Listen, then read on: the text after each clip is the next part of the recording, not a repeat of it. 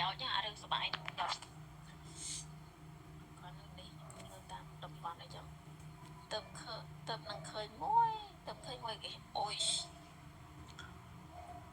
គេថាតែចឹងបាច់មួយតាក់អីចឹងណា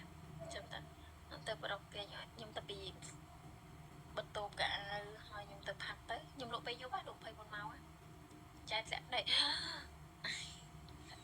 អត់អីទេនៅដឹងខ្លួនតែអត់លុបមកវាឡើងមុនចេះច្បាស់ណែធ្វើឲ្យមានតម្លៃប្រហែលគេមានតម្លៃដោយសារតែយើងមិនដេកមកជាប់មកអត់ជាប់ឲ្យឡើងមុនអត់ជ្រុយទេហា1 2 3 4 5អានេះវាជ្រុយអានេះមុន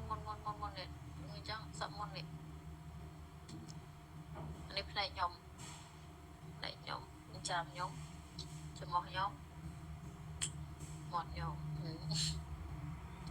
ចាប់ដល់គោអោត្រប់គួរចិត្តច្រើនមក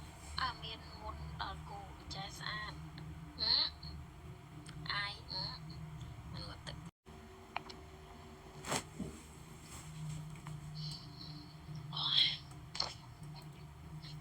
មិនស្គាល់ក្លឹបផងអូយមិនបាច់ស្គាល់ទេអត់ប្រយោជន៍ទេអារឿងសបាយដល់គាត់នេះនៅតាមតំបន់អីចឹងទៅនឹងឃើញមួយគេអូយគេថាតែចឹងបាច់មួយតាក់អីចឹងណាចឹងទៅប្រកគេខ្ញុំទៅពីបន្ទោកៅហើយខ្ញុំទៅផាត់ទៅខ្ញុំលក់ពេលយប់លក់24ម៉ោងចែកស្លាក់ដេកអត់អីទេនៅដឹងខ្លួនតែអត់លុបមកវាឡើងមុន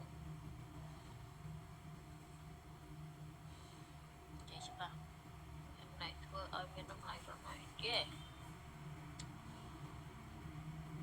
មានតម្លៃដោយសារតែយើងមិនដេកមកជាប់មកអត់ជាប់ឲ្យឡើងមុនអត់ជ្រុយទេហា1 2 3 4 5អានេះវាជ្រុយអានេះមុននេះអញ្ចឹងសក់មុននេះអានេះផ្នែកខ្ញុំចាំខ្ញុំចំមកខ្ញុំមាត់ខ្ញុំចាប់ដល់គោអោ